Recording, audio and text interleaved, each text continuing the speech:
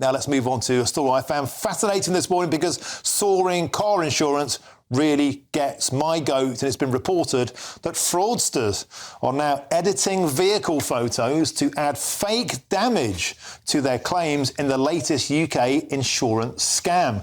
Well, the Insurer Alliance and LV said incidents where apps were used to distort real-life images, videos and documents have increased by an incredible 300% in the last year. This is the way they're rocketing claims. This is the way they're fleecing you. Well, let's go now to ex-BBC journalist Danny Kelly and used car salesman Danny. I bet, my old son, this comes as no surprise whatsoever to you. It's remarkable. 5 or 10 years ago, Martin, we used to have the crash for cash where there would be gangs of mostly youths and they would stage accidents by roundabouts and have completely innocent people ram into them from behind when they thought it was clear to move on. And lo and behold, these youths would get out of their cars, clutching their necks and feigning injury. And then the next thing, there was £2.5 grand whiplash damage for each of the occupants, completely fraudulent. And the insurance companies wised up to this and they've put measures in place. Lots of dash cams on cars nowadays. That limits the opportunities for the classic crash for cash. So what the fraudsters have come up with, Martin, they're using artificial intelligence. And let's make it personal for yourself. That beautiful £100,000 blue Bentley that you've got, I saw you driving around the West End in only last week. Let's just say it's in pristine condition, but you, Martin, fancy doing an insurance scam. So what you do is you take a photograph of it and you upload it to an app. And then all of a sudden, lo and behold, the app creates major accident damage to your car. And 5 or 10 years ago, Martin, the insurance companies would send out an assessor. So the assessor would see that you've scraped your car down one side, it needs a headlight and it needs a bumper, total damage, let's just say 12 grand.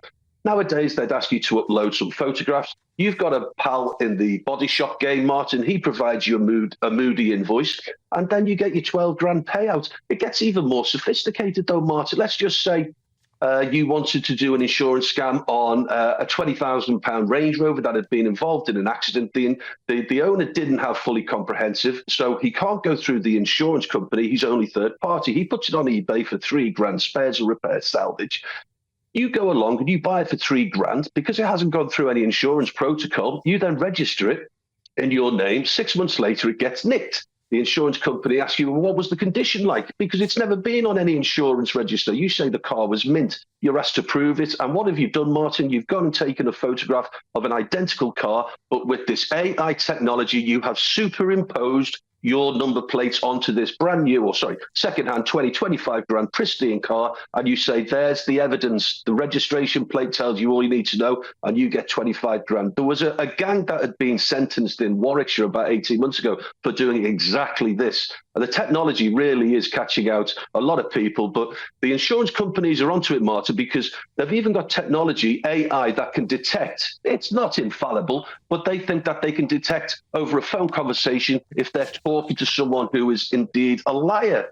So they're trying to close all of these AI loopholes, Martin. But the thing is, Martin, I mean, it's almost ironically funny with incredulity that people are doing this.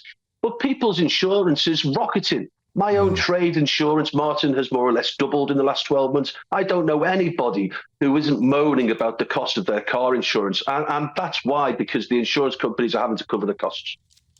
It's astonishing. They're called shallow fakes. They're ostensibly doctored images. In many cases, as you said, Danny, there's no actual physical damage at all, or the damage is grossly exaggerated. And to add, there's been a 300% boom in this. It's the latest scam. How can people keep themselves safe to this? Because we've all had those claims come in where, well, I was sure it was only a little prang. Wow, he's putting in for a whole back bumper. He's putting in for a whole rear end of his car. It was only a scrape. How do people keep themselves safe?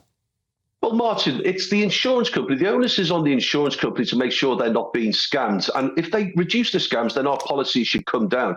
I mentioned earlier that 5 or 10 years ago, they would send a bloke around to actually physically inspect the damage. And now, because of technology, they're making people redundant and saying, well, we don't need a bloke on 30 grand a year we'll just rely on someone's photograph. So the insurance company, I think, they need to actually go back in time and stop trusting technology and actually start physically inspecting the bumpers, the headlights, And by the way, Martin, even if it is a legitimate claim, the cost of bumpers and headlights have all gone up. Everything's gone up in price worldwide. It's worldwide. So if you do have even a minor bump, mate, and it's legitimate, then you are going to find that the insurance payout is significantly more than it was 2 years ago. And of course, if the insurer has to pay another couple of grand on a bumper, a headlight, and all of these door mirrors and wings and doors, then that reflects on our policy, unfortunately.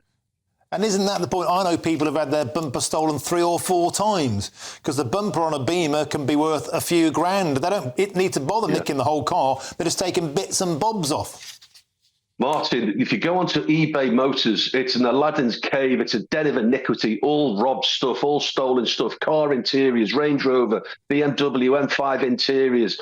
And guess where they came from? They came from a robbed car, a nicked car, 4 pristine alloy wheels. It's stripped before the morning, before the milkman's coming round, dropping off the milk. They'll be working overnight, and it's on eBay. And of course, these things don't have indelible identification numbers imprinted onto the beautiful hide of an M5 BMW. It's just there, sitting on a workshop floor. And the old bill can't prove where it came from, Martin. Of course they can't. There's no chassis numbers imprinted onto alloy wheels or beautiful interiors. Honestly, it's so sophisticated. They strip them.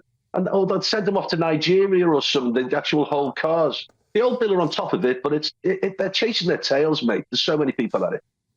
Danny Kelly, fascinating stuff as ever, and helping people keep safe out there. Always a pleasure to have you on the show. Thank you, Danny Kelly.